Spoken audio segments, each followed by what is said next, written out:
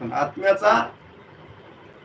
आत्म्याचा तो एक काय भास आहे, म्हणून त्याला चिदाभास म्हणता येतं. हा जीव आत्मा आपला असं झालं मागा, पण जीव म्हणजे काय, चिदाभास आहे, कल्पित आहे.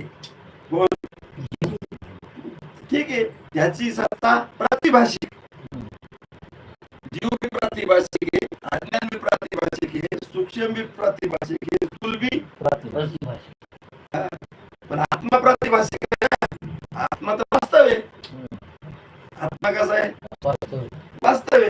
आणि ते वास्तव आहे म्हणून त्याला हे कळालं, याचं ज्ञान झालं.